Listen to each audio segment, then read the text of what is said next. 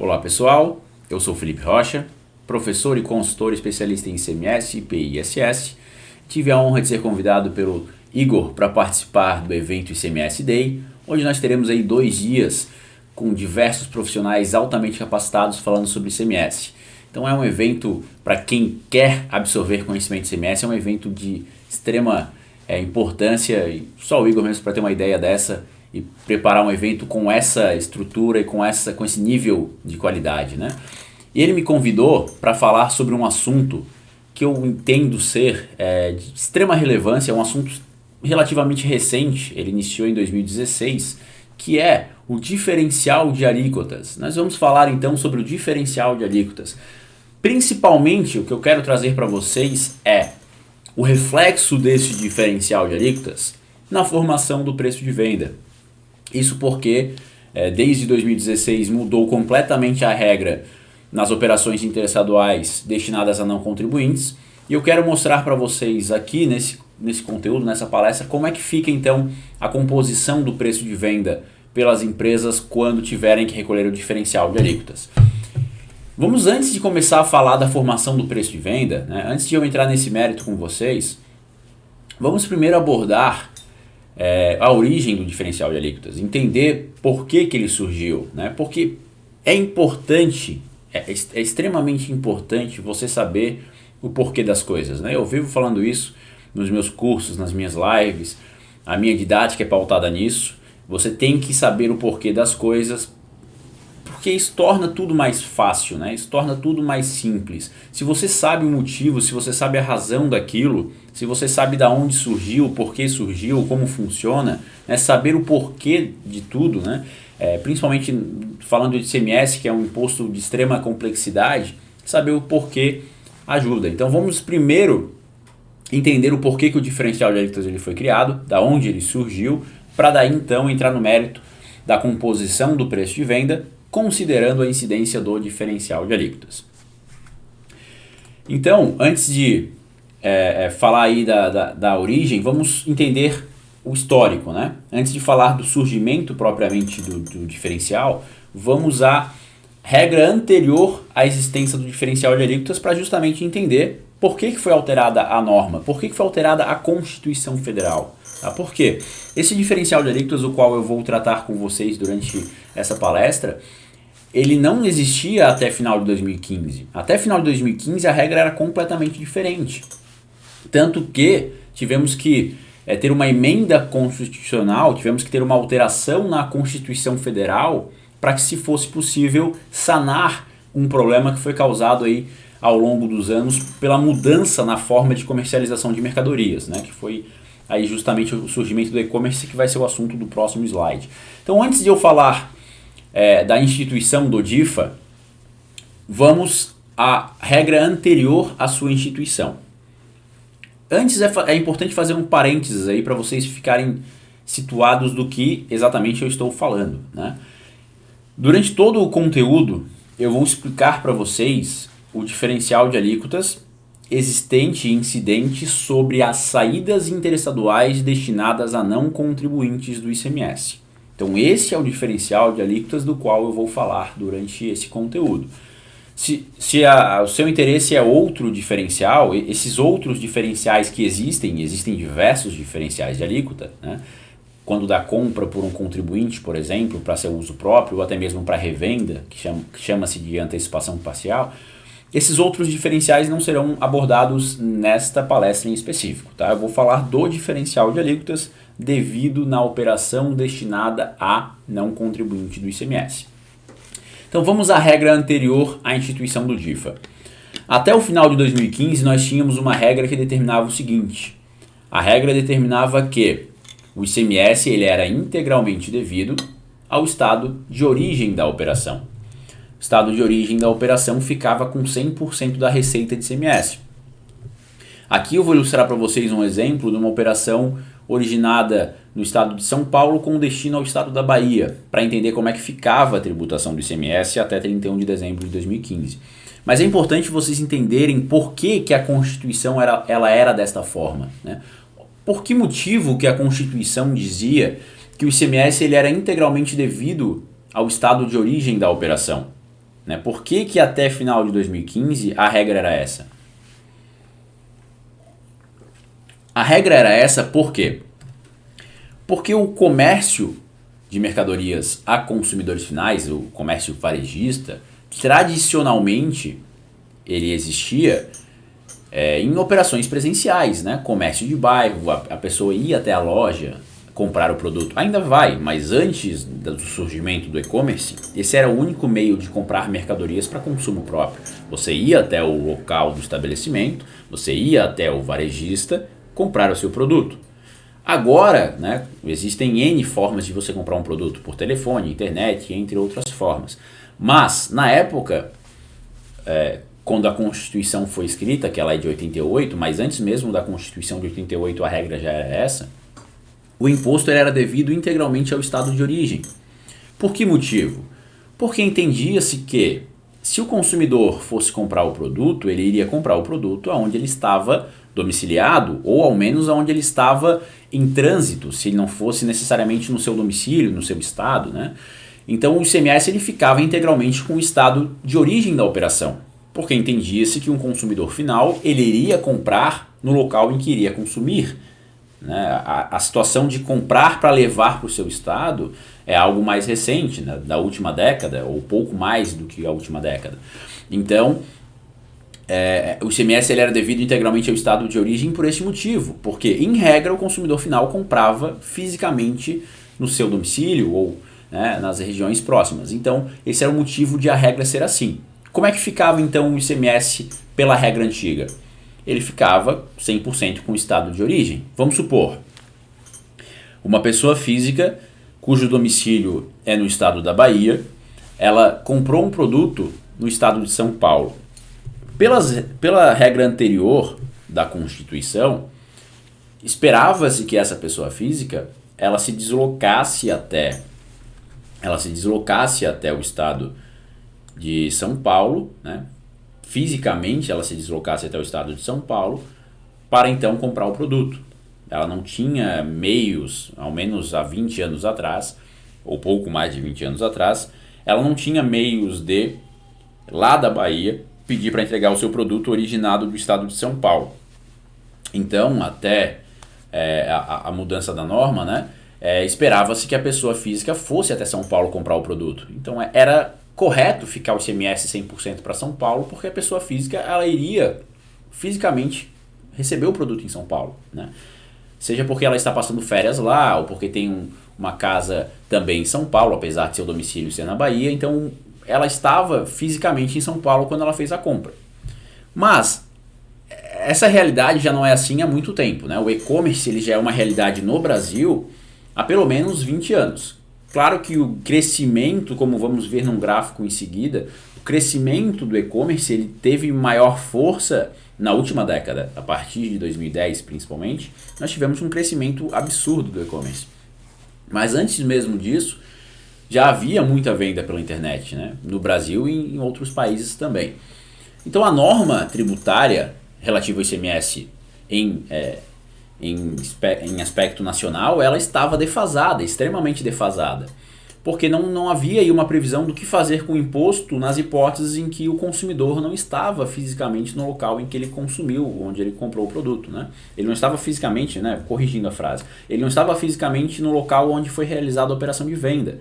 Ele comprou da Bahia, fornecedor de São Paulo, mandou entregar na Bahia via transportadora, via correios ou qualquer outra modalidade de entrega. Então precisou se adaptar à nova realidade. Para tentar mudar esse cenário tributário e principalmente para tentar diminuir o prejuízo dos estados consumidores, visto que a maior parte das grandes empresas, das grandes empresas de comércio eletrônico, a maior parte dessas grandes empresas situa-se aqui na região centro-oeste, principalmente o estado de São Paulo, né? As mega empresas de comércio eletrônico, elas são situadas ali no centro-oeste, no eixo Rio-São Paulo e principalmente no estado de São Paulo. E com isso viu-se a necessidade de se distribuir a arrecadação do ICMS. Por quê? Essas grandes empresas de e-commerce vendiam para o país inteiro, todos os estados tinham compras pela internet dessas grandes empresas de comércio eletrônico, e toda a arrecadação do ICMS ficava lá com o estado de origem da operação, com o estado de São Paulo, no meu exemplo, né? Ou qualquer outro estado que tenha sede a empresa de e-commerce. Então era algo injusto, né? Extremamente injusto, ficar o ICMS inteiro para o estado de origem e o estado do consumidor não receber nada. Para tentar minimizar esse prejuízo, o que aconteceu? Os estados da região norte, nordeste e centro-oeste se uniram através de um protocolo, né? Protocolo é um acordo entre unidades da federação, e nesse protocolo de número 21, assinado no ano de 2011, ficou acordado que nas operações destinadas a estes estados, o ICMS deveria ser pago em favor do estado de destino, considerando o cálculo do diferencial de alíquotas. A alíquota interna da UF de destino menos a alíquota interestadual da operação. Esse protocolo ele vigorou por um tempo e posteriormente ele foi considerado inconstitucional em 2014. Mas antes de ele ser considerado inconstitucional, ele causou muita dor de cabeça, né? Era absurdo a forma como eles aplicaram a regra, né? sem antes mudar o cálculo do ICMS próprio. Por quê? Até o final de 2015, como eu falei para vocês anteriormente, o ICMS ele era devido integralmente ao estado de origem. Vamos mostrar aqui para vocês como é que ficava numa operação até final de 2015, considerando origem em São Paulo, destino Bahia. O ICMS ele era devido integralmente ao estado de origem da operação. Uma operação originada em São Paulo com destino à Bahia, 100% do imposto, nesse exemplo 18% que seria a alíquota do produto, ficaria com o estado de São Paulo. Bahia receberia nada, 0%. Então, para tentar minimizar isso, foi criado o protocolo 21. O que o protocolo 21 determinava? Veja, você vai ter que pegar a alíquota interna da Bahia, na época era 17%, depois passou para 18%, mas na época era 17%. Você pegaria a alíquota interna da Bahia, reduziria a alíquota interestadual, que de São Paulo para Bahia é 7%. Na época nem existia a alíquota de 4%, isso foi instituído depois, em 2013. Então ficaria 17 menos 7 ficaria 10% para a Bahia. O protocolo 21 de 2011 determinava que 10% tinha que ser pago para a Bahia.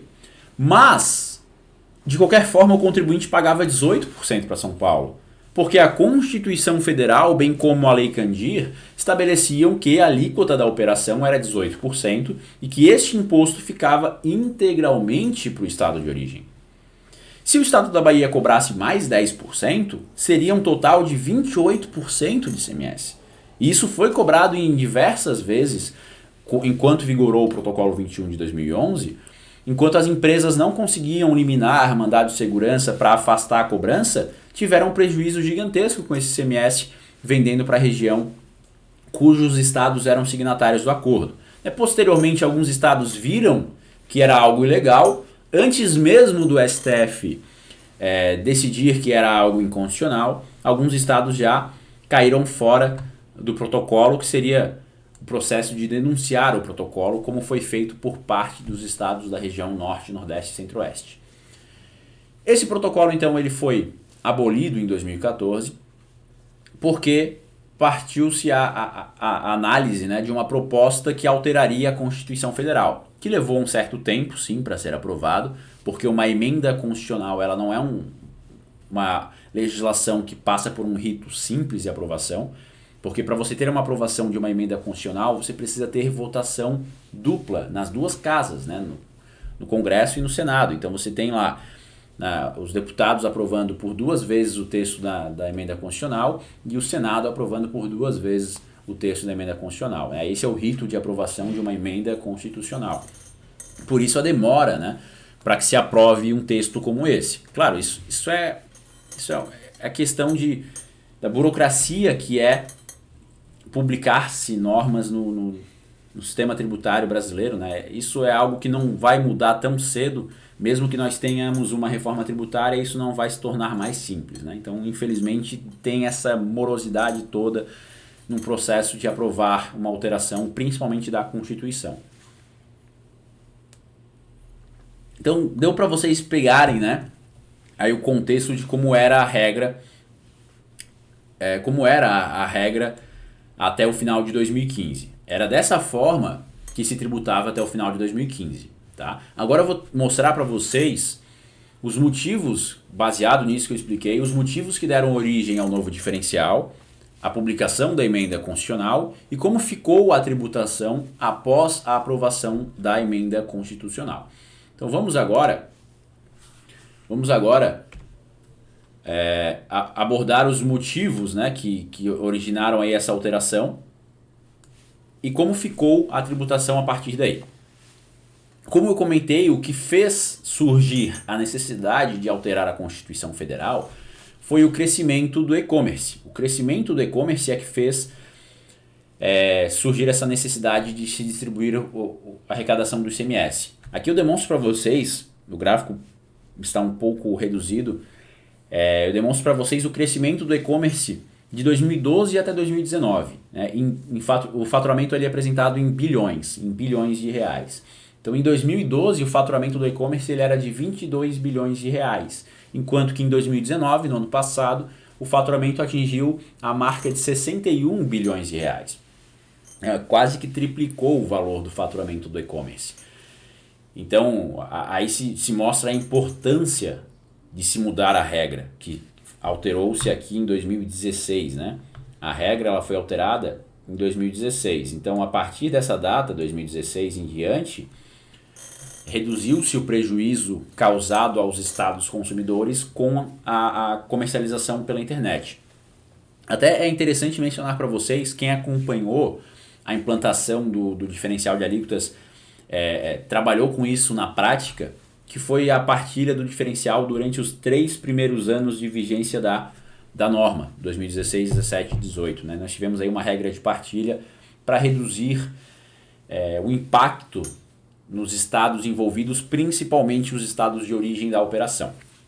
Então, como eu havia mencionado, o que fez essencial essa mudança, o que fez se tornar essencial essa mudança foi justamente o crescimento do e-commerce, o expressivo crescimento do e-commerce. Aí se viu a necessidade de se redistribuir a arrecadação do ICMS entre o estado de origem da operação e o estado de destino da operação. E com isso nós tivemos a publicação da Emenda Constitucional 87 de 2015, que começou a ser votada em 2014, começou a ser discutida em 2014, pouco após a decisão do Supremo Tribunal Federal em considerar o Protocolo 21 de 2011 inconstitucional. Mas como eu comentei, né, não é algo rápido e simples de ser aprovado, levou o tempo, tanto que a redação original da Emenda Constitucional, se nós formos ver o texto, inclusive, que foi aprovado e publicado no Diário Oficial da União, prevê uma partilha do valor do diferencial para os anos de 2015, 16, 17 e 18. É previsto essa partilha para os anos de 2015, 16, 17 e 18. Porém, como o texto somente entrou em vigor no ano de 2016, aquela partilha prevista para 2015 acabou não produzindo efeitos. Nós só tivemos, de fato, partilha do diferencial de alíquotas a partir de 2016. Eu vou mostrar para vocês aqui o texto da emenda. Vou abrir aqui para vocês possam acompanhar comigo. Aqui o texto da emenda. Abri aqui no navegador para vocês. E observem que ele traz aqui, vou dar um zoom para vocês. Ele traz aqui a previsão de partilha para o ano de 2015. Mas veja que ele foi publicado, a emenda constitucional foi publicada aqui em 17 de abril de 2015. Então, quando o texto foi publicado, já não se tinha mais como considerar a partilha de 2015. Isso porque a emenda constitucional, essa emenda constitucional 87 de 2015, ela só pode produzir efeitos a partir do ano calendário subsequente, a partir do ano seguinte.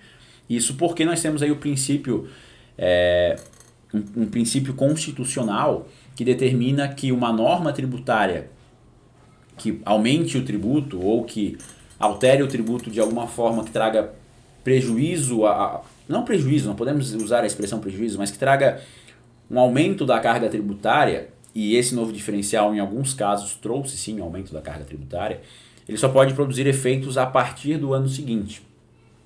E ainda observado o princípio da noventena, né? Então só pode entrar em vigor após 90 dias da publicação da norma e no ano seguinte na hipótese em que cause aumento da carga tributária, que foi o caso da Emenda Constitucional 87 de 2015, e por esse motivo ela foi publicada em 2015, porém só produziu efeitos em 2016. Logo, o texto do inciso 1, esse texto aqui, do inciso 1 do artigo 2º, ele acabou caindo em desuso, né? Ele poderia ter sido revogado, não foi, mas ele não serviu para nada, porque só entrou em vigor em 2016, então nós tivemos a partilha de 2016 até 2018.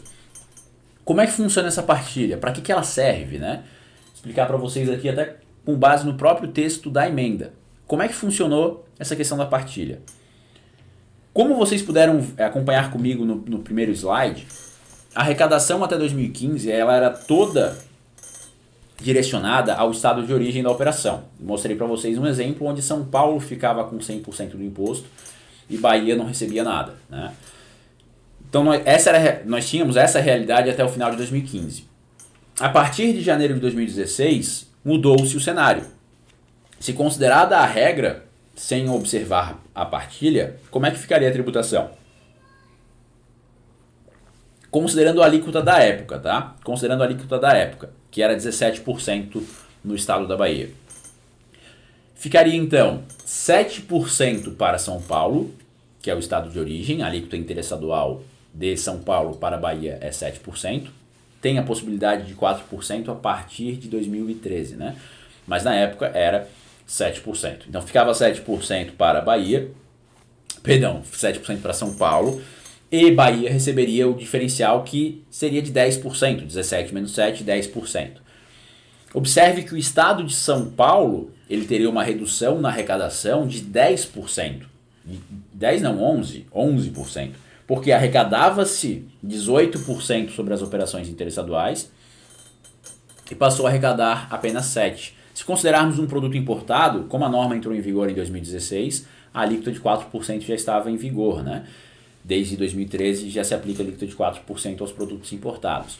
Então, se considerarmos um produto importado, o estado de São Paulo passaria a arrecadar 4% ao invés de 18%, e o estado da Bahia 14%, considerando a nova alíquota, né? 18 menos 4, 14% para a Bahia, 4% para São Paulo. Então veja, o estado de São Paulo ele tem uma redução de arrecadação de 11% ou 14%, a depender da origem do produto, se é nacional ou se é importado, respectivamente. Então, como a queda da arrecadação para o estado de origem seria significativa, pensou-se em minimizar esse prejuízo. Para isso, criaram a partilha. O estado de origem ficava com uma parte e o destino ficava com outra. Uma parte do valor do diferencial de alíquotas. Então, se o diferencial de alíquotas ele era de 11%, vai ficar uma parte para o estado de origem, ficava uma parte para o estado de origem e uma parte para o estado de destino. Vamos usar um exemplo mais fácil, um exemplo cujo o diferencial é 10%, né, não 11%. Um diferencial de 10%.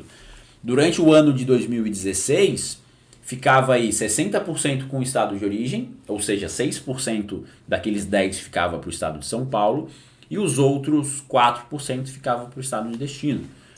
No ano seguinte, diminuiu, ficou 60% para o destino, diminuiu a partilha da origem, passou a ser 40%. 40% para a origem, 60% para o destino. No ano seguinte, 20% para a origem, 80% para o destino, para que a partir de 2019, no ano passado, ficasse aí 100% para o estado de destino. Então essa partilha, ela serviu para reduzir de alguma forma aí o prejuízo, né? Que não é bem, eu já vou mencionar para vocês que não é bem um prejuízo, mas para reduzir esse impacto aos estados de origem. Falando principalmente do estado de São Paulo, existem estudos que mostram que o estado de São Paulo, na verdade, ele arrecadou mais com a nova regra. Claro que ele arrecadou mais com a nova regra, principalmente porque o estado de São Paulo ele concentra a maior parte da população brasileira. Então é óbvio que o estado de São Paulo concentra o maior número de compras pela internet. Logo, os paulistas, quando compram de empresas de fora do estado, passaram a trazer a arrecadação para São Paulo. Então, com a nova regra, o estado de São Paulo, inclusive, teve aumento da arrecadação. Essa partilha ela foi criada para tentar reduzir o prejuízo dos estados de origem, mas na verdade o principal estado de origem, São Paulo, não teve prejuízo algum, ele teve na verdade um aumento de arrecadação considerando a nova regra. Voltando aqui para o slide então, nós tivemos a regra com início em 2016 até o final de 2018 com essa questão da partilha, e desde o ano passado fica aí 100% para o estado de origem. Então basicamente como é que funcionou, como é que ficou na verdade a questão do cálculo do diferencial de alíquotas, não necessariamente o cálculo, mas a distribuição do imposto, porque o cálculo ele é o assunto dos próximos slides, né? A arrecadação então ficou da seguinte forma: a partir de janeiro de 2016 nós tivemos uma distribuição do imposto entre o estado de origem, São Paulo, e o estado de destino, Bahia. O estado de origem ficou com 7% e o estado de destino com 11% do valor do imposto. Claro, aqui já considerando que 100% do imposto fica com o estado de destino, que começou a ser assim a partir de 2019.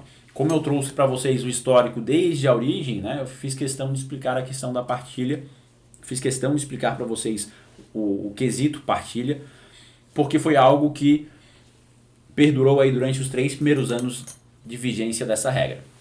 Certo? Então, desde janeiro de 2016 é dessa forma que fica a tributação do imposto, considerando, claro, um produto de origem nacional, por isso a alíquota interestadual é 7%, passou-se a arrecadar tanto para o estado de origem quanto para o estado de destino, o que é com certeza muito mais justo do ponto de vista econômico, né?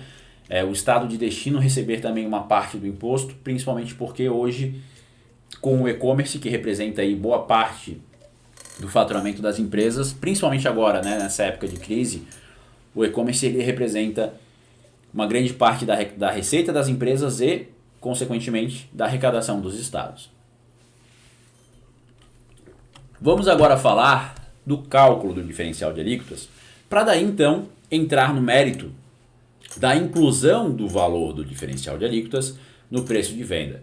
E aqui eu quero deixar claro para vocês, tá? Aqui eu quero deixar claro para vocês que o cálculo do diferencial de alíquotas ele é feito dessa forma em todo o Brasil, tá? Então, até antes de eu entrar no mérito do cálculo para vocês, é importante deixar isso bem claro, tá? Eu trabalho com consultoria e eu vejo aí diversas pessoas fazendo errado dia após dia, tá? Eu já trabalho com consultoria há 8 anos e claro, a regra está em vigor desde 2016, então nesses 4 anos de vigência da regra, eu já vivenciei aí diversos casos de cálculo errado e ainda hoje, em 2020, eu ainda atendo clientes na consultoria que continuam fazendo errado, né? Continuam calculando errado, continuam fazendo o cálculo diferencial de forma errada e trazendo prejuízo para a sua empresa ou para o seu cliente. Porque o papel do contador, que geralmente é o contador quem vai instruir a empresa, o seu cliente no cálculo desse diferencial de alíquotas, o papel do contador é fazer com que a empresa pague o imposto pelo valor correto, instruir na questão gerencial, na composição do preço de venda para não trazer prejuízo na sua margem de lucro e não fazer o cálculo da forma errada e fazer com que a empresa tenha de lucro menos do que ela pretendia, né? Porque eu vejo muito no dia a dia das empresas de pagar o tributo da forma errada e, consequentemente, prejudicar a receita da empresa e o lucro dessa empresa, tá? Então, observem que o cálculo ele é dessa forma desde que o diferencial ele foi criado, desde janeiro de 2016, sempre foi assim. Acontece que alguns estados, né, tentaram calcular de forma diferente, o judiciário já derrubou isso, todos os estados que tentaram calcular diferente foram devidamente notificados, ou até mesmo nos casos de processos abertos por impetrantes da própria UF ou fornecedores de outros estados que estavam tendo prejuízo, esses estados já foram de alguma forma notificados e autuados de que não pode calcular diferente disso que eu vou explicar para vocês. Então, como é que se faz o cálculo do diferencial de alíquotas então? Qual é a forma correta? O cálculo do diferencial de alíquotas ele tem que ser feito sobre a base de cálculo do ICMS destacada pelo fornecedor do estado de origem, fornecedor da mercadoria. A base de cálculo do ICMS de origem será a base de cálculo do diferencial de alíquotas. Portanto, eu vou aplicar a diferença entre a alíquota interna e a interestadual sobre a mesma base de cálculo em que foi calculado o ICMS próprio do meu fornecedor. Não existe uma segunda base de cálculo, não existe a chamada base dupla para o diferencial de alíquotas da emenda 87, do convênio 93, não existe base dupla, não existe diferencial de alíquotas por dentro. Por que que não existe?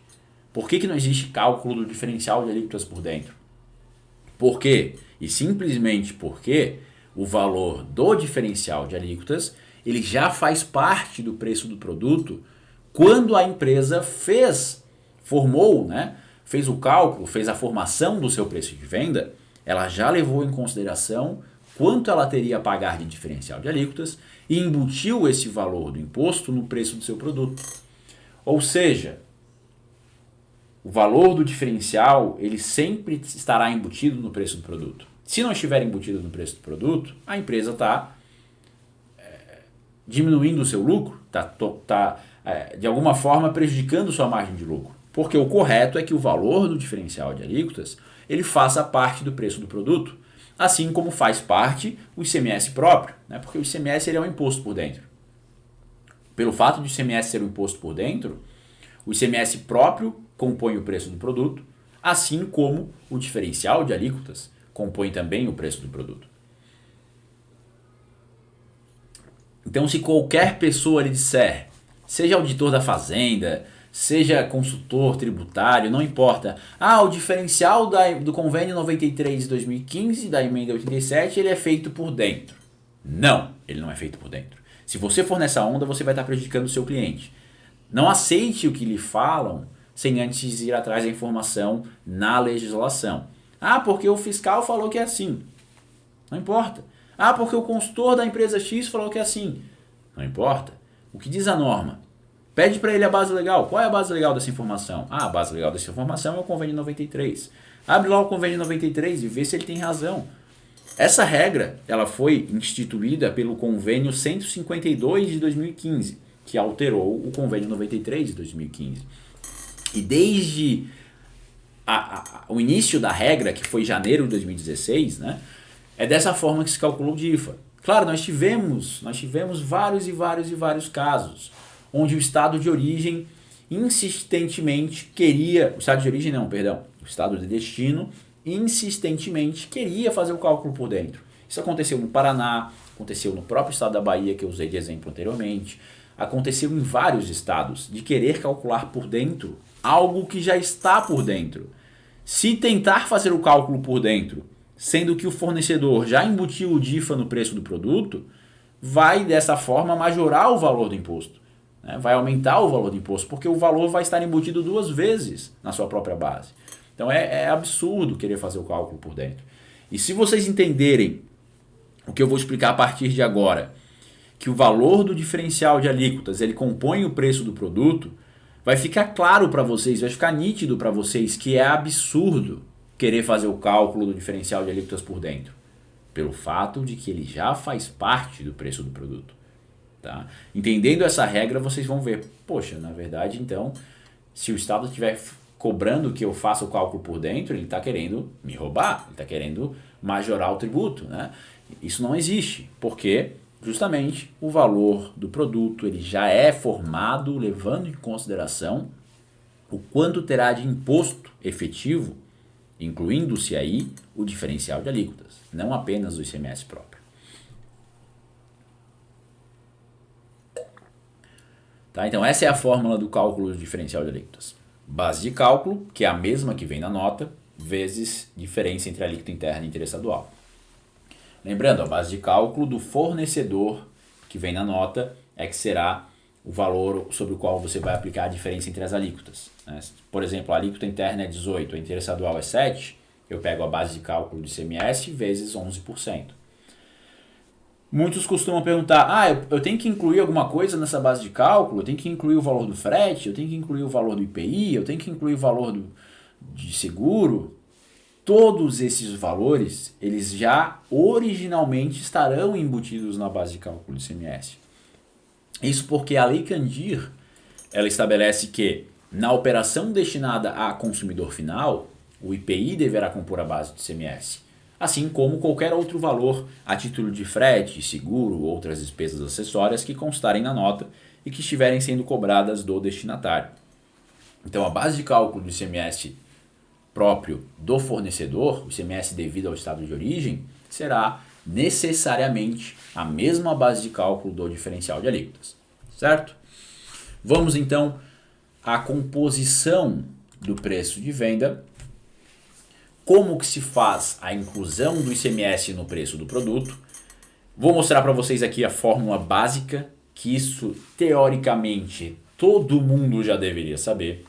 Se você não sabia, você vai ficar sabendo agora, mas isso é algo básico, tá? Isso toda faculdade deveria ensinar. Infelizmente as faculdades, em sua grande maioria, têm uma disciplina muito fraca para a área tributária.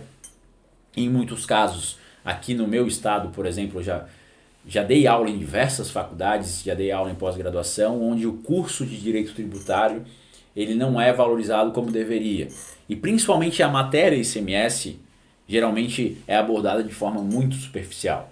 E esse quesito que eu vou mostrar para vocês agora de inclusão do ICMS no preço de venda, ele é um conhecimento básico para quem trabalha com ICMS. Porque você, na condição de contador, de profissional especialista na área de ICMS, você tem, no mínimo, a obrigação de saber instruir o seu cliente na formação do preço de venda, qual o reflexo do tributo no preço do produto. Você tem essa obrigação de saber calcular o imposto por dentro, né, para poder instruir o seu cliente. Porque o contador ele já não é há muito tempo, né? O contador ele não é há muito tempo um mero gerador de guias, né? O darfista que era chamado, o guarda-livros que era chamado antigamente, né? O contador ele é um profissional altamente capacitado para auxiliar o empresário na tomada de decisões, tanto estratégicas quanto comerciais, assim como na formação do preço de venda, principalmente na formação do preço de venda, porque eu trabalhei já com diversos empresários que não faziam ideia, ainda não fazem, né? Muitos e muitos empresários hoje ainda não fazem ideia de como formar o seu preço de venda, levando em consideração os tributos que incidirão sobre esse preço de venda. E quando chega lá no final das contas, né? Quando vai lá fazer o cálculo final do que faturou, do que pagou de tributo, observa que ele não teve o lucro que ele pretendia, porque ele não calculou de forma correta o seu preço de venda. Logo, quando reduziu os tributos incidentes, ele auferiu um lucro menor do que ele pretendia lá no início, quando ele formou o seu preço. Então, eu vou mostrar para vocês agora a importância disso, de incluir o ICMS de forma correta no preço de venda. Tá? Apesar de ser algo que para muitos é básico, é algo extremamente importante e muitos ainda, infelizmente, desconhecem a informação. A fórmula para se incluir o ICMS no preço de venda, a fórmula é essa aqui. Vou mudar aqui para o marca-texto para grifar aqui para vocês a fórmula, que é essa aqui. Preço do produto dividido por 1 menos o coeficiente da alíquota do ICMS incidente. Claro, aqui eu estou considerando que seja uma operação onde apenas o ICMS será embutido no preço do produto. Se a empresa quiser incluir PIS, COFINS ou outro tributo incidente, ela faz a inclusão aí das demais percentuais de tributos que incidirão sobre a saída. Tá? Aqui eu estou levando em consideração apenas o ICMS. Tá?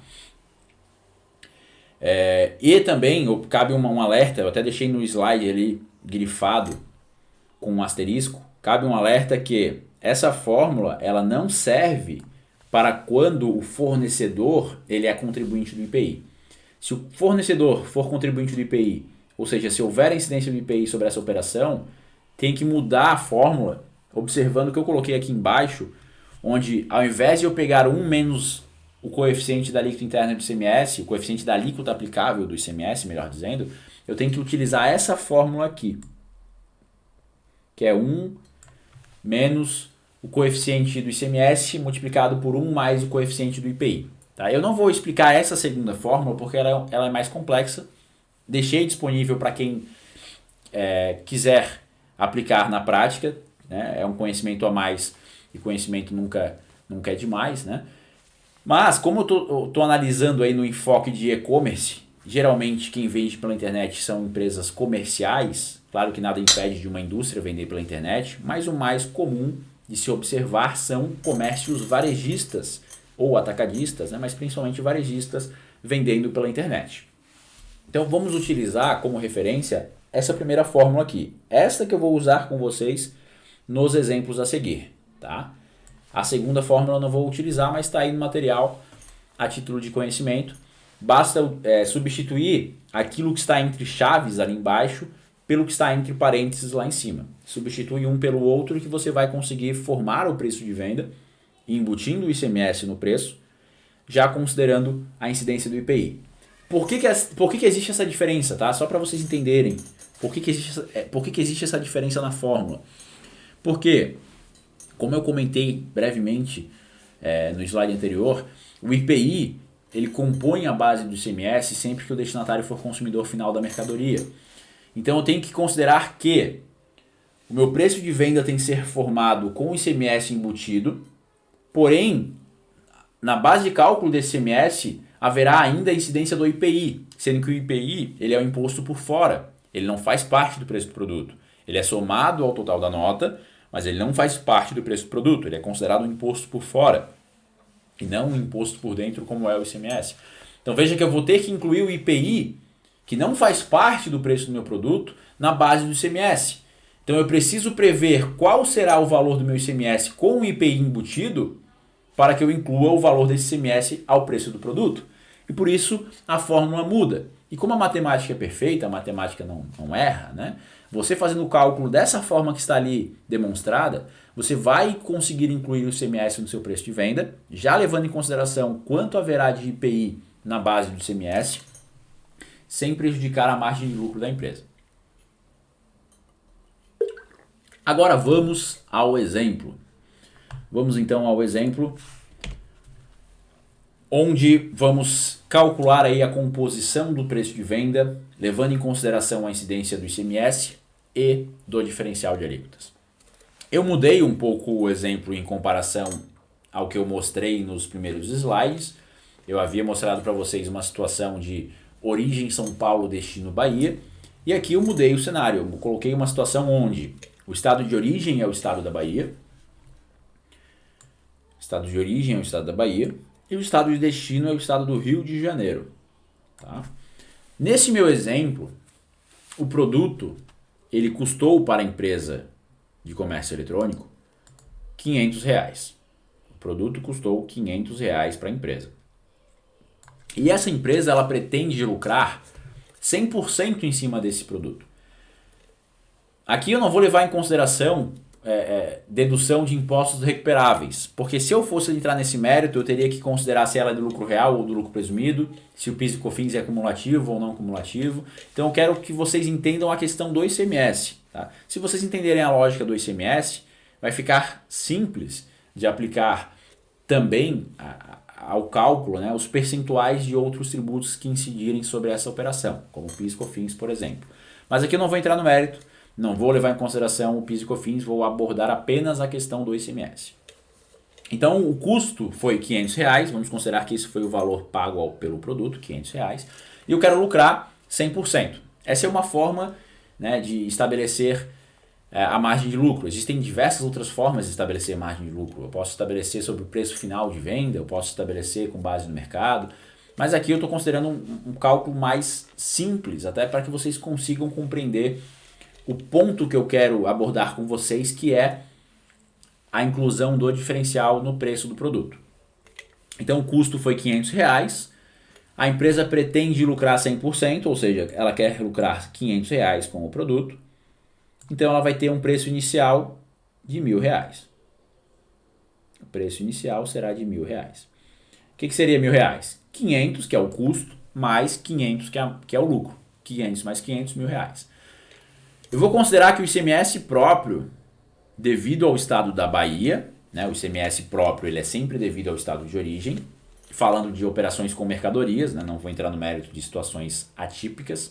Operações com mercadorias, o ICMS, em regra, é devido ao estado de origem, com exceção de combustíveis e lubrificantes que tem uma exceção na própria Constituição. Mas falando de mercadorias em geral, o ICMS próprio é devido ao estado de origem, que nesse caso, por ser um produto importado, a alíquota é de 4%. Produto importado, a alíquota 4%. O estado de destino é o estado do Rio de Janeiro. E como muitos de vocês já sabem, ao menos quem trabalhou já com o estado do Rio de Janeiro já vivenciou isso, no estado do Rio de Janeiro, a alíquota interna é de 18%, porém o estado do Rio de Janeiro cumpre mencionar que de forma inconstitucional, cobra 2% de adicional de Fundo de Combate à Pobreza, o chamado FECP, ou em alguns estados FECOP, o chamado Fundo Estadual de Combate à Pobreza, é cobrado no estado do Rio de Janeiro sobre todas as mercadorias, com exceção da cesta básica de alimentos e alguns artigos escolares. Eles cobram aí 2%, somado aos 18% de ICMS, totaliza uma alíquota efetiva de 20%. Por que eu digo que é inconstitucional? Porque a Constituição Federal ela prevê que os estados eles podem cobrar, sim, o Fundo de Combate à Pobreza. É algo previsto na Constituição, porém a Constituição autoriza que seja cobrado até 2% de adicional de Fundo de Combate à Pobreza para mercadorias consideradas de consumo supérfluo, que seria aí bebidas alcoólicas, cigarro, cosméticos, né, armas e munições, navios, né? Não sobre qualquer mercadoria, como faz o estado do Rio de Janeiro. Então o estado do Rio de Janeiro ele descumpre com a Constituição e cobra sobre tudo, tá? Com exceção de alguns poucos produtos que fogem à regra. Então vamos considerar que o estado de destino Rio de Janeiro tem uma alíquota efetiva de 20%. 18 mais 2, 20%. Como é que vai ficar o cálculo então? Como é que fica o cálculo para eu encontrar o preço do produto já embutindo o ICMS? Porque R$1.000 não é meu preço de venda. R$1.000 não é meu preço de venda. R$1.000 é meu preço inicial, sem embutir o ICMS. O ICMS ele é um imposto por dentro. Obrigatoriamente, ao menos para não ter prejuízo, né? Ou para não reduzir minha margem de lucro, eu tenho que incluir o ICMS no preço do produto. Eu mostrei para vocês como é que se faz isso, né? Pega-se o preço e divide por 1 menos o coeficiente da alíquota interna. Nesse caso, R$1.000, que é o preço inicial, dividido por 1 menos 0,20. 0,20 é o coeficiente da alíquota efetiva interna do estado do Rio de Janeiro, que é 18 mais 2, ou seja, 20%. O coeficiente de 20% é 0,20, que é o mesmo que dividir 20% por 100. Né?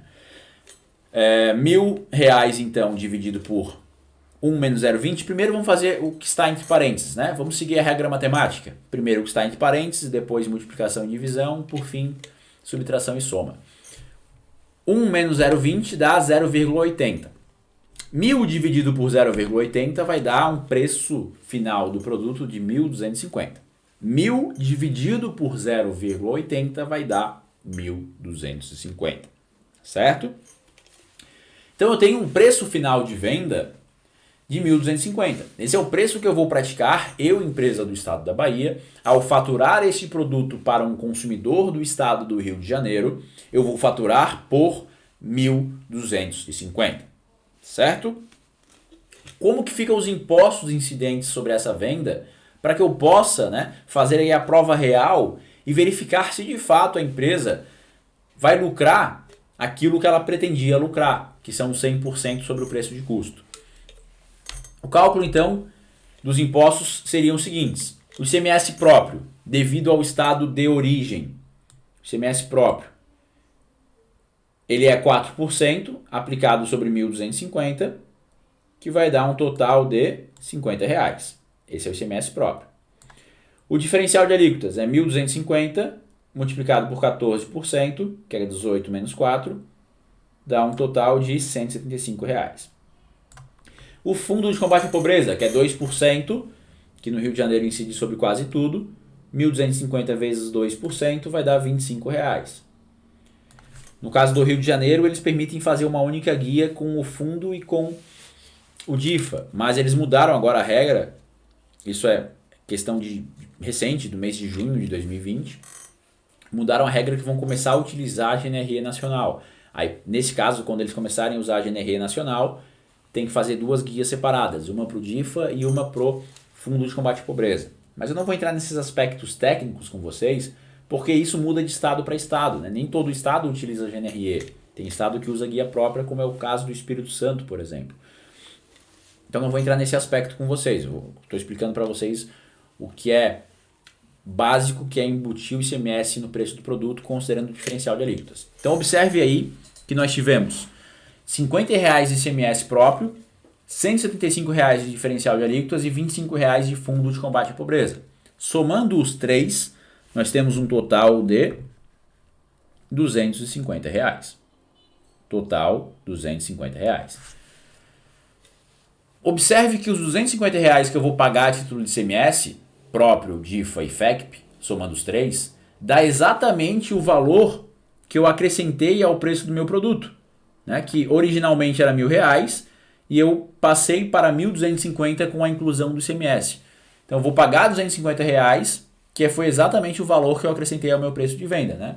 Fazendo o cálculo correto, fecha exatamente redondo, né? O quanto eu vou pagar de ICMS com o quanto eu acrescentei no meu preço de venda. E o lucro da empresa, como é que vai ficar? O lucro da empresa vai ser os 1.250 que ela praticou no preço de venda, menos R$ 250 que ela pagou de ICMS para a origem e para o destino. Subtrai ali, pega os mil reais que sobrou, subtrai os R$ 500 do custo, vai ter exatamente R$ 500 de lucro. Tá? O lucro ele permaneceu inalterado. 1.250 menos 250 de ICMS, R$ 1.000. R$ 1.000 menos R$ 500 de lucro, sobra aquilo que a empresa queria lucrar desde o princípio. Certo? Então percebe-se aí que o cálculo dessa forma ele fecha com aquilo que a empresa pretendia quando ela formou o preço de venda do produto. Mas observe aqui que eu formei o preço de venda considerando uma alíquota interna de 20%, que é a alíquota interna efetiva do Rio de Janeiro. Então o meu cálculo foi realizado considerando uma alíquota efetiva de 20%. Esse mesmo produto, se eu fosse vender para o estado de Goiás, cuja alíquota interna em Goiás é 17%, assim como também é em outros estados, como no Mato Grosso, como em Santa Catarina e como em vários outros, se eu fosse vender para um estado cuja alíquota interna é 17%, eu poderia vender esse mesmo produto a R$ 1.204,82. R$ 1.204,82. Para manter o mesmo lucro de R$ 500. Então eu poderia vender por um preço diferente para um outro estado cuja alíquota é menor do que a alíquota do Rio. E geralmente as empresas não fazem isso. Claro, existe aí um nível de complexidade para se fazer isso, para se instituir preços diferentes de acordo com o estado de destino, mas é algo que pode trazer um diferencial enorme para a empresa do ponto de vista de grau de concorrência, de competitividade, né? Lhe dar um preço mais competitivo naqueles estados, principalmente em concorrência com as empresas do próprio estado, né, que praticam aquela alíquota nas suas operações internas. É complexo de se praticar isso? É complexo. É difícil eu ter o mesmo produto no meu site a 1.250 e a 1.204. Eu não tenho como mostrar dois preços diferentes. Até a própria o Código de Defesa do Consumidor não me permite ter dois preços diferentes para o mesmo consumidor. O que eu posso fazer é criar plataformas, ou a mesma plataforma com divisões dentro dela, de acordo com o estado de destino da operação. Eu acompanhei recentemente num caso de um cliente onde ele, na elaboração da plataforma, ele criou preços distintos de acordo com o estado de destino. Isso porque o consumidor dele tem que fazer um prévio cadastro para poder acessar a plataforma, né, para poder ter acesso aos preços de venda. E com isso ele conseguiu definir preços diferentes de acordo com o estado de destino. Mas nem todo site consegue fazer isso, nem toda plataforma consegue fazer isso. Né? Pensando aí no grande varejo, É difícil de se fazer isso. Muitos fazem o quê? Calculam pela alíquota média. Ah, a alíquota máxima é 20, a mínima é 17. Então eu vou calcular pelo meio termo. Ou calculam pela alíquota máxima e acabam vendendo pelo maior preço possível para o país inteiro, né? Então esse é um ponto a ser analisado com cada empresa, de acordo com as suas particularidades, se existe a viabilidade de se instituir um preço diferente para cada estado ou não. Tá? O que vocês podem tirar disso é que existe um reflexo para a empresa. Se ela aplicar uma alíquota efetiva de 20%, enquanto ela vendendo com a alíquota efetiva de 20%, por quanto ela vai vender o produto vendendo a 20% e por quanto ela poderia vender o produto se aplicada a alíquota de 17%. Né? O que tem que ficar evidenciado para vocês é esse impacto que nós temos no preço do produto. Ou o impacto que isso pode trazer na margem de lucro da empresa. Que, por exemplo, se a empresa ela fosse basear o seu preço pela sua alíquota interna. Tá? Agora eu vou mostrar para vocês o prejuízo na margem de lucro que pode acontecer se a empresa fixar o seu preço considerando a alíquota interna do seu estado, por exemplo. Então vamos usar o mesmo exemplo que eu demonstrei ao final do slide anterior, onde a alíquota interna é de 17%, como no caso de Goiás ou Santa Catarina. Vamos usar o caso de Santa Catarina, que é o estado de meu domicílio. Vamos supor que a empresa catarinense ela irá formar seus preços de venda para praticar vendas pela internet, todos os preços formados considerando a alíquota de 17%. Ela vai então formar seu preço considerando a alíquota de 17%. Se fôssemos considerar o mesmo exemplo anterior, cujo preço inicial era R$1.000, ao embutir 17% nesse preço de venda, nós chegamos a um preço final de R$ 1.204,82. Certo? Esse é o preço final, R$ 1.204,82, considerando uma alíquota interna de 17%.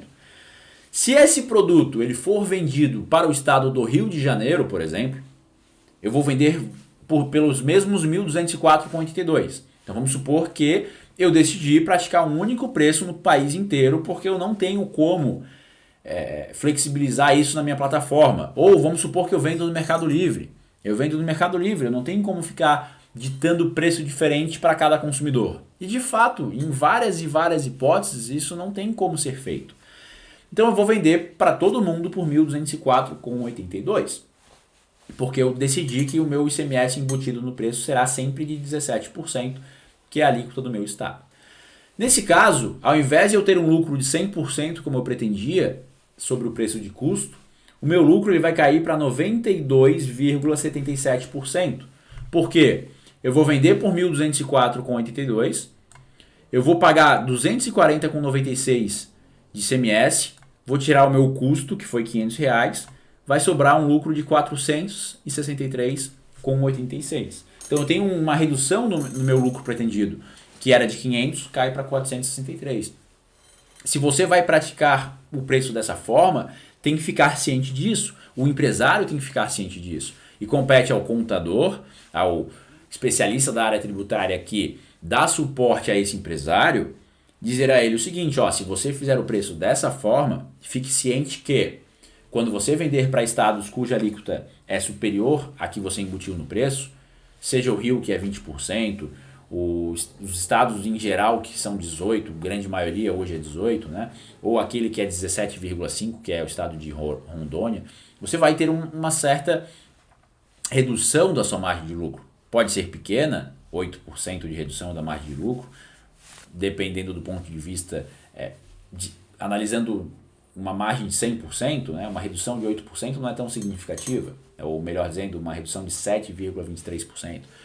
Agora, se a margem da empresa já é pequena, se a empresa trabalha numa margem de lucro de 10%, 20%, 25%, reduzir 7% pode inviabilizar o negócio, pode tornar o lucro em prejuízo, né? Então tem que se analisar isso e auxiliar o empresário nisso para que ele não sofra um prejuízo ou principalmente, né, para que ele forme seu preço de forma consciente, para que ele saiba exatamente o quanto ele vai lucrar ao vender para cada estado. né? Se eu vender para o estado da região sul, onde a alíquota em regra é 18%, com exceção de Santa Catarina, eu vou lucrar tanto. Quando eu vender para um estado onde a alíquota é 20%, eu vou lucrar tanto. Então tem que ter essa consciência, né? Para não ter surpresa quando for fazer lá o levantamento do balanço e ver quanto que foi o lucro final, o lucro líquido da empresa, tirando aí os impostos. Tá? Então tem que ter esse conhecimento técnico para se poder praticar isso e poder auxiliar nessa formação de preço de venda. Não existe uma fórmula mágica. Qual é o melhor jeito? Qual é a forma mais prática? Vai depender de N fatores. O meu mercado permite que eu pratique um preço um pouco acima, eu consigo embutir 20% sobre todos os produtos e assim eu vou ter sempre, independentemente do estado que eu vender, eu vou ter sempre no mínimo 100% de lucro. Então isso vai depender de mercado para mercado, de mercadoria para mercadoria, né? Então tem que analisar o contexto. E para isso, claro, requer um planejamento tributário. Empresas de e-commerce precisam de um planejamento tributário que auxilie também na formação do preço de venda, né? Principalmente na formação do preço de venda, que é um dos pontos principais, né?